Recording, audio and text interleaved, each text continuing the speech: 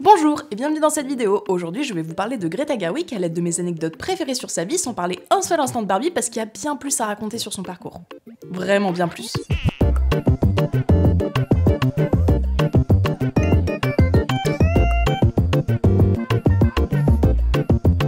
Greta Gerwig est née le 4 août 1983 à Sacramento. Elle a notamment scénarisé et réalisé Nights and Weekends, Lady Bird, Les filles du Dr March et Barbie. Que je vous invite tous à regarder parce qu'à mes yeux, ce sont tous des masterclass. Voilà, c'était ma partie fiche Wikipédia, bravo à moi. Mais ce que vous savez probablement pas, c'est que Greta Gerwig, avant d'être Greta Gerwig, c'était une étudiante qui se faisait payer pour créer des dramas dans des boîtes de nuit.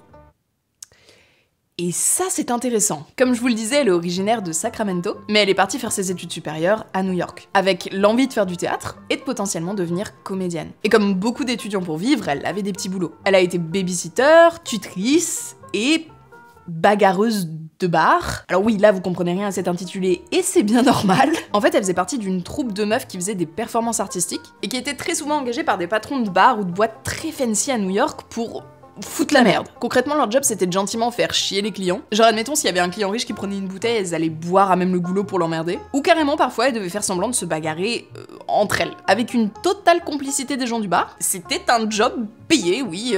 L'idée des patrons apparemment c'était de créer de l'animation. Parce que leur clientèle était assez premium. Donc ils voulaient leur donner l'impression de faire vivre une vraie expérience, une vraie downtown experience. Comme ça leur faisait des histoires à raconter. Apparemment il y a même une des membres de son groupe qui s'est fightée avec Laurence Fishburne. Bravo à elle, j'imagine. Bref, elle a fait ça 6 mois et après elle a commencé à être payée pour des petits rôles à droite et à gauche. Elle continue même de co-scénariser à côté en même temps qu'elle joue, que ça soit à la télé ou au cinéma. Et avec ses premiers rôles et co-scénarios, elle devient la représentante d'un nouveau genre cinématographique que vous connaissez probablement pas, le mumblecore. Alors, je vous cache pas qu'aujourd'hui c'est un terme qui est connoté de manière assez péjorative, parce qu'il y a beaucoup de critiques qui l'emploient ou l'employaient pour décrire ça comme une forme de cinéma de chevet.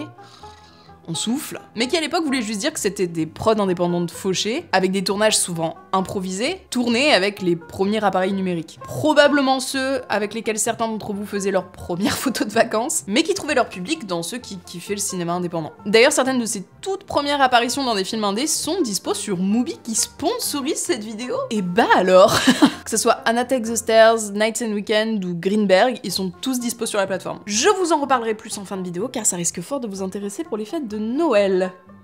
Bande de petits cinéphiles. Oh Seigneur, je sais pas pourquoi je fais ça, pardonnez-moi. Mais le premier film qu'elle va faire en solo en tant que scénariste et réalisatrice et qui va changer toute sa trajectoire de carrière, c'est Lady Bird. Lady Bird qui raconte l'histoire de Christine McPherson, une lycéenne de Sacramento.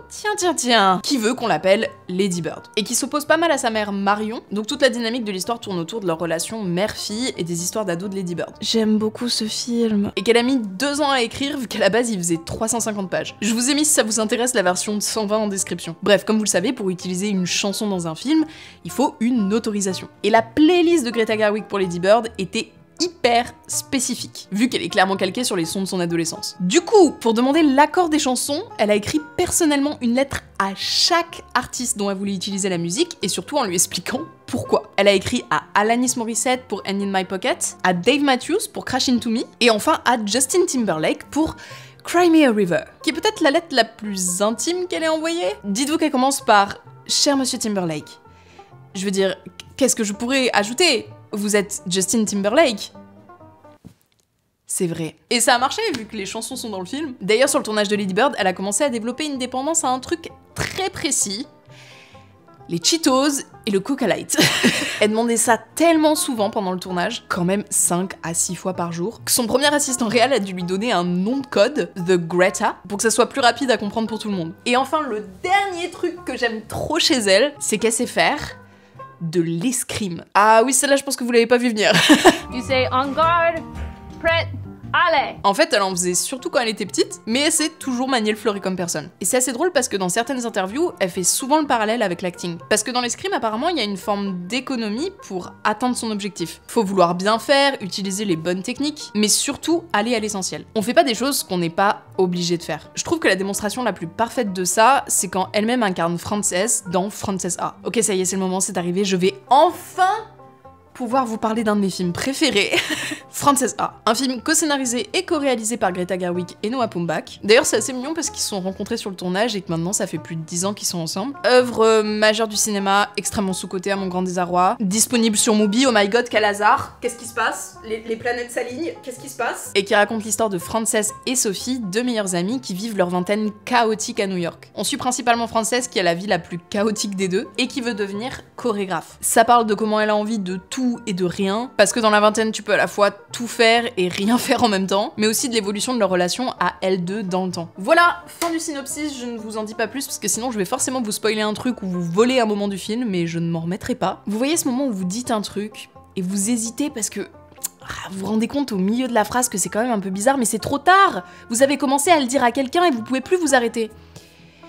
Bah voilà, c'est Frances A. C'est un film auquel vous serez attaché à Frances en moins de 10 secondes parce que Greta Gerwig joue beaucoup trop bien, parce qu'elle est juste trop forte pour être touchante et sincère dans sa manière d'être. C'est dans la vérité de ce qu'est la vingtaine en constant. Le film est totalement rythmé au fil de l'énergie de Frances. Pas du tout nécessairement lentement, même plutôt le contraire. Il y a tellement plein de petites phrases quand elle parle d'elle-même qui moi me tape dans la tête. Elle trouve les mots juste tout le temps, il y a aucune fioriture, c'est trop beau. Et ça même quand elle est dans des situations hyper gênantes. Ah oui, et il y a Adam Driver jeune dedans aussi, qui se ressemble pas à lui-même bizarrement. En tout cas, si vous avez envie de le découvrir, sachez que vous pouvez le faire grâce à Mubi qui est le partenaire de cette vidéo. Mubi c'est une plateforme de cinéma que j'apprécie tout particulièrement. Déjà parce qu'ils ont un catalogue très large de films, classiques ou pas, indépendants ou pas, qu'on va pas forcément retrouver ailleurs. Frances A en est l'exemple parfait, mais je vous jure que ça va vraiment de Fight Club à Mademoiselle de Park Chan-wook. Donc a priori si vous voulez découvrir des films, vous allez y trouver votre bonheur. Le principe c'est d'avoir une sélection différente des autres plateformes de streaming, faite par une équipe de programmation qui privilégie avant tout la qualité et la curiosité cinématographique. C'est assez pratique parce qu'on se sent très vite guidé avec les sélections, qui sont sur des thématiques ou des filmos de réalisateurs, réalisatrices. Et il y en a vraiment pour tous les goûts. Ils pourraient totalement faire une sélection Mumblecore d'ailleurs, ça m'étonnerait pas du tout. Ce que je trouve trop cool, et ce que je vois de mon expérience perso, c'est que déjà je découvre en constant des nouveaux films avec ce qu'ils mettent en avant, parce qu'ils se renouvellent énormément. Genre Shiva Baby, jamais de la vie je l'aurais vu autrement, alors qu'il est trop bien. Mais qu'autant je peux aussi retrouver mes petits chouchous ou des films que j'ai pas vus depuis tard l'époque. Pour ceux qui me connaissent depuis longtemps, vous savez à quel point j'adore Mubi. À mon sens, c'est vraiment l'une des meilleures plateformes de films que vous puissiez dégoter si vous commencez à vous intéresser au cinéma. En passant par mon lien dans la description, à savoir mubi.com/Clara, vous avez 30 jours de cinéma gratuit. Et si vous avez envie d'offrir Mubi à quelqu'un pour Noël, ce qui je trouve est une très chouette idée de cadeau, que ce soit pour 3 mois ou 1 an, à tout hasard pour qu'une certaine personne découvre Frances A, vous pouvez également passer par le lien mubi.com/cadeauclara en description. Comme d'habitude, quand vous passez par mes liens en description, vous soutenez aussi un peu la chaîne quelque part et c'est très cool. Back to la vidéo. Oh non, c'était dans l'autre sens. Merci d'avoir regardé cette vidéo jusqu'au bout, j'espère que ça vous a plu d'apprendre des trucs totalement incongrus sur Greta Gerwig. Si c'est le cas, n'hésitez pas à vous abonner si vous n'êtes pas déjà abonné à cette chaîne YouTube et également à laisser un pouce bleu, ça me fait vraiment très plaisir. Ça me montre, surtout quand vous êtes dans la majorité silencieuse, si ce genre de choses ça vous plaît aussi. Je suis un peu curieuse de connaître votre anecdote préférée sur toutes les anecdotes que j'ai racontées sur Greta Gerwig. Je crois que ma préférée ça reste quand même le fait qu'elle soit bagarreuse de bar. Hein. Je sais pas du tout si je le referai sur d'autres réalisateurs, réalisatrices, vous pouvez aussi me le dire en commentaire si ça vous tenterait. L'idée de la vidéo, encore une fois, c'était plus d'extérioriser le fait que très peu de gens connaissent ces anecdotes et maintenant vous êtes plein et ça me fait trop plaisir. Et également, ça a été annoncé pile au moment où je monte cette vidéo, Greta Gerwig est la présidente du jury de Cannes cette année. C'est une dinguerie, je suis trop contente. C'est un pur hasard que je fasse la vidéo à ce moment-là, juste elle est extraordinaire et Cannes s'en est rendu compte. Voilà, c'est tout, c'est tout. Je vous souhaite de bonnes fêtes de fin d'année, prenez soin de vous avant tout, faites Noël ou pas, faites le Nouvel An ou pas, faites ce qui vous parle, surtout s'il vous plaît, ne vous forcez pas à cause des conventions sociales capitalistes qui nous sont imposées. Pardon, je m'égare, j'étais à 2 doigts de chanter l'international, là ça a plus du tout. C'est la lutte. Et moi je vous dis à bientôt pour de prochaines vidéos. Salut.